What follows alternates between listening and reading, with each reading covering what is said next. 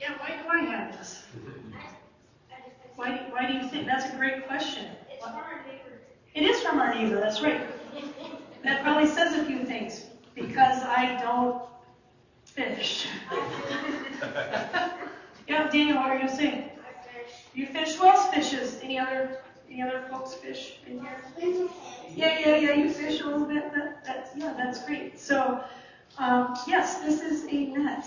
That's right. And the fishing industry can be pretty risky. Dealing with the conditions can be brutal. Wind, rain, temperature fluctuations, the cost of equipment, fuel and boats, not to mention the cost of seafood and the sustainability practices. It is much like any farming practice. One is at the behest of Mother Earth and its conditions, and if we're not treating Mother Earth well, then those conditions can be pretty tough. When it comes to fishing, though, the kind of enjoyment, the kind for enjoyment and relaxation, I am truly a novice. I know absolutely nothing about fishing. I know I can put a worm on a hook. I can cast the line, and that's about. I've never even managed one of these. I mean, I'm told that you got to get in there. I don't know, and I couldn't even tell you the best time to fish for walleye or trout or bass. I know that's a whole science behind that too. Not a clue. I'm a farm kid, and the thought of touching a fish once it's caught absolutely creeps me out. I can't do that either. So it's a bit ironic then that the very industry that Jesus turned to, the very industry prevalent in his time, is one that many of us do for recreation and think nothing else what it relates to, our discipleship. And discipleship does not necessarily mean fighting people and getting their butts in pews. Actually, that's not what it meant. It meant go and make learners. Disciples meant learners, people who will join in a learning community and carry on the learning, lifelong learning, to the end of age.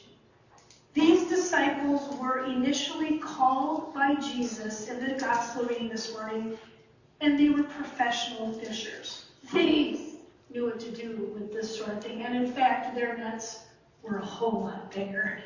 They saved money. They saved their money to buy new nets. Their schedules are shaped by the times of day set aside for setting and collecting the nets. They tended and mended their nets to maintain their livelihood. Few of us are fishers, but we save our money and shape our schedules like them. We come with questions for God. There are so many things that we are tending and wanting to learn. As you look at this net, as you think about the readings we just heard this morning, and as we think about our lives as it relates to faith, what are you tending to on this day? What are you hoping to learn? Anyone care to share? Michael. Algebra. That is something to learn for sure. Yes. Anyone else thinking about what they're tending to or what they're hoping to learn? Yeah, Chris. Grant writing. Yes. Yes, for sure. Patience. Oh yeah, that's always. Yeah. Anyone else? And God, to continue learning, about what it means and what God means and what's God's role in all this. So God's call often comes through the gradual unfolding of events and experiences in our lives. We lean into them and wonder. This call comes from our invitation to follow and learn God's ways, extending the good news of God's saving love to others. In what ways are we responding to the call of Jesus to fish for people, to fish for learning? In our following, how are we supporting one another? We do not know the first-hand experience of the disciples' struggle. I'm sure there was deep struggle, especially in their initial response to Jesus, the amount of unbelief, but yet let's give it a try. And we know that we struggle with Jesus' call in our lives. At least I know I do at times. It is always a question when we choose to follow.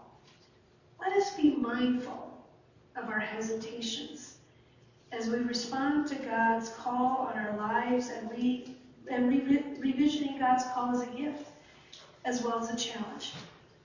Maybe it will remind us that there is not one call on our lives, but there are many invitations that God offers.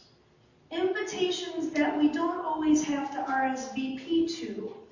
However, when we do RSVP, I suspect the fishing will be quite the adventure for sure. May it be so.